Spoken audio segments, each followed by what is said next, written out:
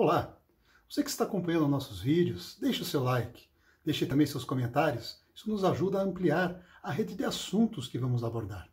E principalmente, inscreva-se em nosso canal, clique no sininho e receba as notificações automáticas de novas postagens. Só para que a gente consiga aí dar uma continuidade, o Kildred comentou até sobre os efeitos na economia. E vamos aqui só pontuar os efeitos que isso já causou a curtíssimo prazo. Então, nós temos aí a Bovespa, né, a Bolsa brasileira, que derreteu de janeiro para cá. Ela estava de 110, 120 mil pontos e baixou para menos de 70 mil. O dólar, o câmbio que estourou, né, hoje estamos num dólar em média de 5,20, a depender do dia, mas ele varia muito rapidamente, quer dizer, há uma volatilidade. Há uma pesquisa, segundo o Sebrae, de que aproximadamente 600 mil micro e pequenas empresas vão fechar a curto prazo. Há uma perspectiva também de que haverá um aumento de desemprego de 12 para 20 milhões. Né?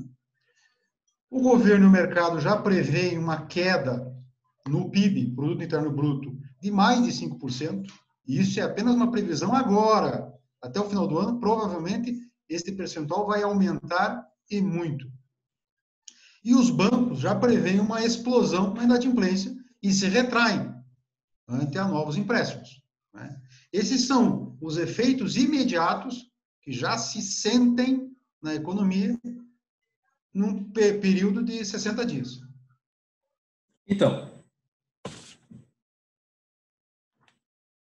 se me permite, essa é a questão que... Muito obrigado pela intervenção, doutor Paulo, pela ajuda aí, porque pode nos levar a uma outra pergunta.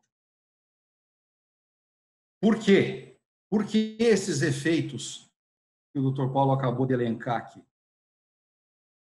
Isso é fruto do que nós chamamos a reação dos agentes econômicos daquele corpo que eu desenhei para vocês na introdução. Esse agente econômico tem uma reação, qual seja, os bancos. Ora, a situação ficou difícil, é difícil de vislumbrar o que vai acontecer ali na frente. Qual é a atitude do banqueiro? Ele se retrai e corta o crédito. Ele para de emprestar porque ele teme que ali na frente, como está tudo incerto, vai gerar inadimplência. Ele precisa se proteger dessa inadimplência. As pessoas, os consumidores, porque uns que já perderam emprego, outros que ainda podem ser que venham a perder. E também aqueles empresários que, ao voltar a trabalhar, sabem que a renda não vai ser mais a mesma, por algum motivo. Parece que outra pergunta que fica no ar é assim, as pessoas vão continuar mantendo, após o encerramento dessa crise, a mesma postura? Será que as coisas vão ser iguais ao que era antes?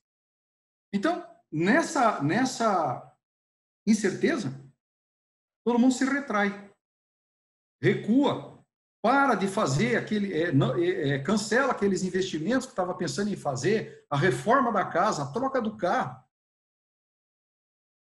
a roupa, deixa de comprar roupa, trocar o sapato. Eu vou focar, vou sentar em cima do pouco dinheiro que eu tenho, que eu não sei como é que vai ser ali na frente. Eu queria comprar minha casa financiada na Caixa Econômica, mas eu não sei se o meu emprego vai estar seguro ali na frente. Então, eu vou ficar morando de aluguel.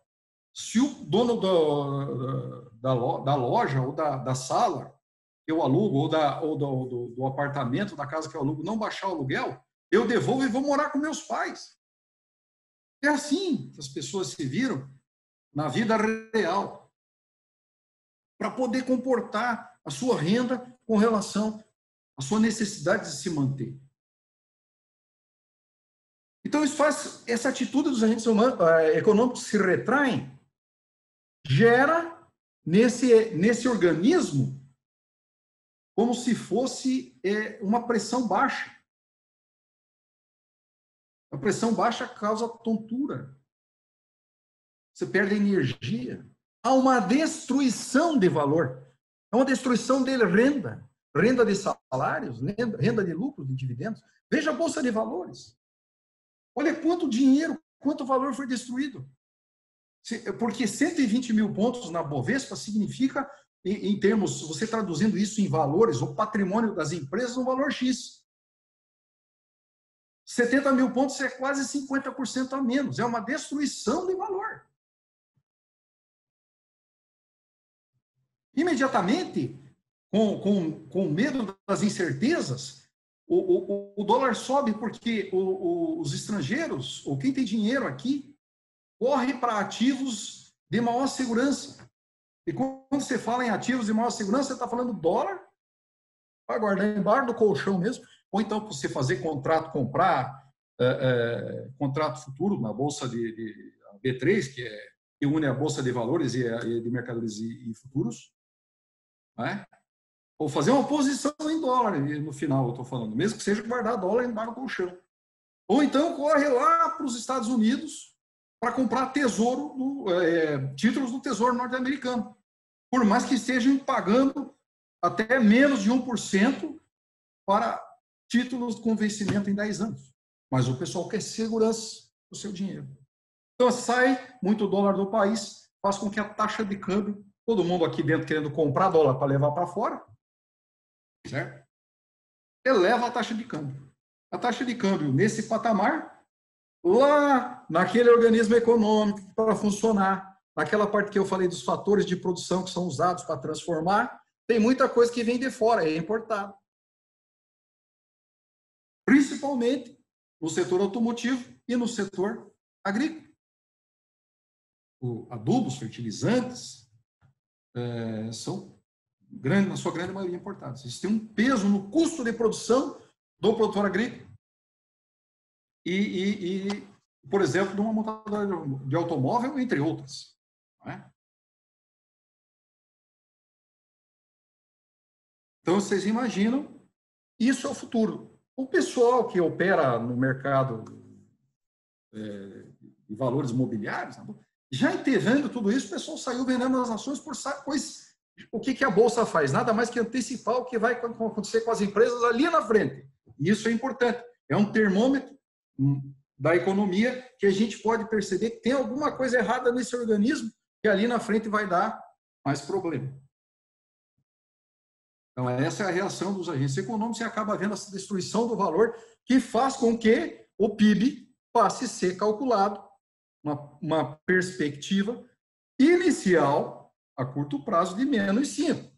Dependendo do tempo que isso se agravar, esse buraco pode ser ampliado. Por outro lado, aumenta o nível do desemprego.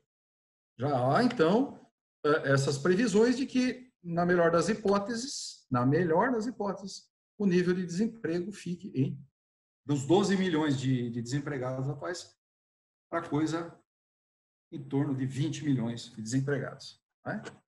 Aí, esse daí é o reflexo do vírus nesse sistema, nesse organismo, nesse corpo econômico que nós já temos aqui um diagnóstico.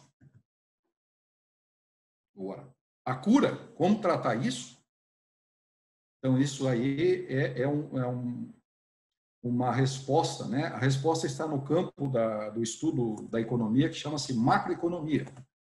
Provavelmente, mais para frente, será necessário que se façam alguns planos para incentivar a retomada das atividades econômicas, onde o governo vai ter que injetar dinheiro. O problema é injetar o dinheiro da onde, se ele não tem. Mas não é esse o objetivo da nossa discussão aqui no momento. Nós queremos chegar lá naquele ponto aonde que afeta o nosso dia a dia, onde pega no nosso calcanhar. No nosso calcanhar enquanto empregado, que recebe salário, ou enquanto rentista de aluguel, né? Ou empresário que vive de lucro ou dividendo. É aí que nós queremos chegar. E seria uma análise, em termos econômicos falando, no economês, microeconômica dos impactos dos efeitos dessa crise no mecanismo econômico. Bom,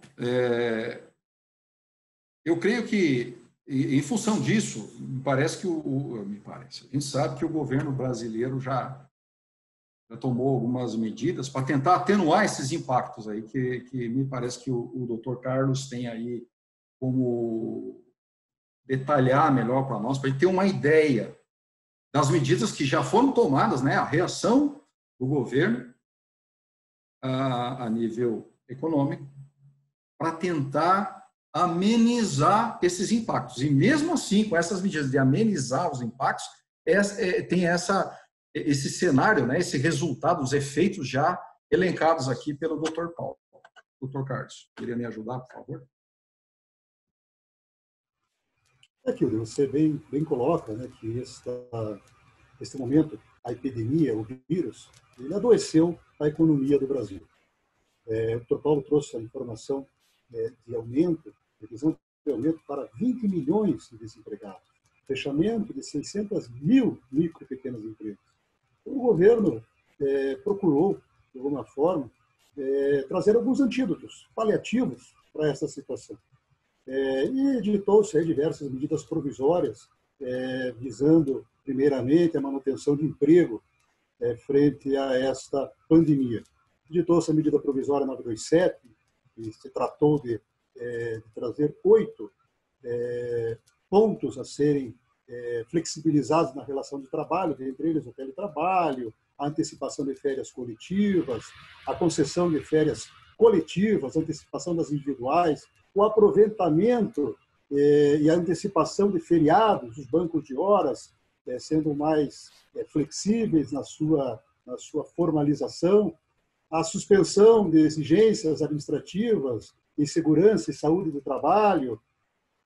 Aquela medida provisória chegou a prever, a sua 7ª providência foi o direcionamento do trabalhador para a qualificação de uma suspensão do contrato de trabalho. Esse item acabou sendo suspenso, sendo revogado depois pelo artigo 2º da medida provisória 928, mas também uma 8ª providência com o diferimento do recolhimento do Fundo de Garantia Tempo de Serviço.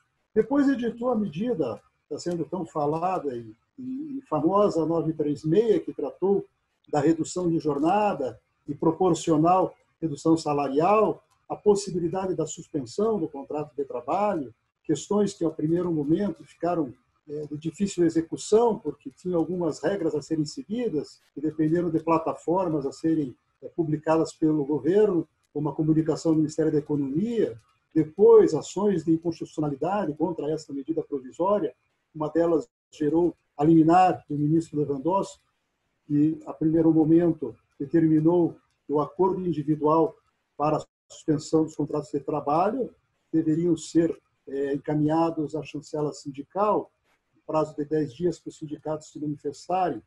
Esta liminar foi cassada sexta-feira, agora, ontem, no dia 17 de abril, nós estamos gravando esta conversa hoje, dia 18 de abril, foi cassada esta liminar e o Supremo, no plenário, decidiu que não há mais a necessidade desta comunicação ao sindicato. Quer dizer, são medidas que, apesar de paliativas, vão gerando insegurança de rumos ao empresário e ao trabalhador. Ditou-se a medida 944, com o programa emergencial de suporte ao emprego, o financiamento de folha de pagamento, via linha de crédito especial do BNDES, com o regime de várias exceções para as instituições financeiras na contratação de operação de crédito, conforme essas exceções estão elencadas lá no artigo 6º, parágrafo 1º dessa medida provisória. E outras medidas, né, Kilder? Por exemplo, as medidas de alívio ao fluxo de caixa das empresas, na postergação do pagamento de impostos federais, de pagamento de FGTS, recolhimento do INSS, em um prazo para que isso fosse feito. Medidas de injeção de recursos para consumo na economia, como liberação de saque, de valores de saque de FGTS, a liberação do que ficou chamado do Corona Voucher, que já está sendo pago conforme as mídias têm divulgado, a liberação do ingresso de 1,2 milhões de pessoas no programa Bolsa Família, a antecipação do pagamento do 13º salário para aposentados, e também poderíamos até citar aqui, que eu gostaria que depois você aprofundasse um pouco mais tudo isso, medidas do Banco Central, do Brasil, e bem como as medidas dos bancos em geral, como a redução da taxa básica de juros, a Selic, a liberação dos depósitos compulsórios para bancos, aumentando assim o dinheiro disponível para empréstimo no sistema bancário, e a mudança dos critérios de contabilização dos bancos, para incentivá-los a fazerem prorrogação de dívidas sem afetar o balanço. Isso aí em prazo de 60, 90 dias de prorrogação. Enfim, diversas medidas, sabemos que são paliativos dentro de um sistema que está doente, como você bem coloca, mas que precisavam ser tomadas. O fato é, né, Kilda, que ainda que esses paliativos deem um pouco de ar para respirar, sabemos que o efeito desta doença durará por muito e muito, muito tempo. A longo prazo, sim. E é isso que nós queríamos agora ouvir um pouco da sua expertise, com relação a uma análise, para que todos possam saber, afinal de contas, o que acontecerá comigo até o começo de 2021 e para frente. Doutor Paulo, essa é a pergunta de $1 bilhão, né? Não dá nem mal para falar mais $1 milhão, que já a inflação já tirou o valor dessa frase, desse ditado. Mas é a questão que se apresenta na nossa conversa aqui. Né? Para onde vamos? Porque essas medidas que o doutor acabou de elencar são medidas muito inteligentes, são medidas necessárias, é uma espécie de um oxigênio, de um gás que o governo está dando para o caixa das empresas. Que a hora que você parou a atividade, você atacou a empresa no seu órgão mais vital, que é o caixa, a geração de caixa. Sem caixa, eu não consigo pagar salário, não consigo pagar fornecedor, não consigo pagar imposto, não consigo pagar o aluguel, não consigo pagar meus compromissos.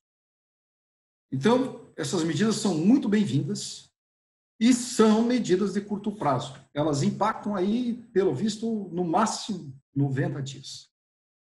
Com certeza será necessário uma prorrogação dessas medidas ou até medidas mais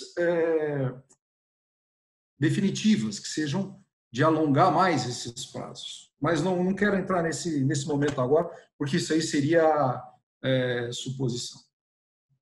A questão é, principalmente, no que aconteceu com os bancos, veja a atitude do Banco Central.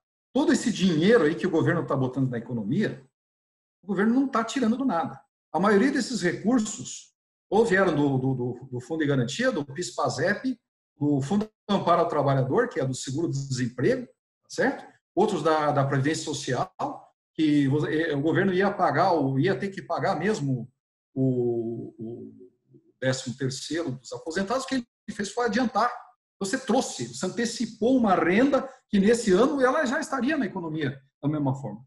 E o governo não tem como tirar dinheiro do nada. Esse dinheiro que o governo está distribuindo é dinheiro que foi arrecadado da relação daqueles agentes daquele corpo econômico, das famílias e das empresas, através dos impostos, taxas, contribuições, etc, etc, etc. Então, ele está devolvendo parte desse dinheiro. Porque o governo não cria nada, ele não produz, ele retira da sociedade, mas ele tem o poder de redistribuir. E é o que ele faz através de atividades sociais, o Bolsa Família, mas isso tudo está lá no orçamento, tem que sair de algum lugar. Então, essas medidas, no curto prazo, elas vêm dar um fôlego, você dar um gás para o doente, mas dali a 90 dias, se não tiver um remédio,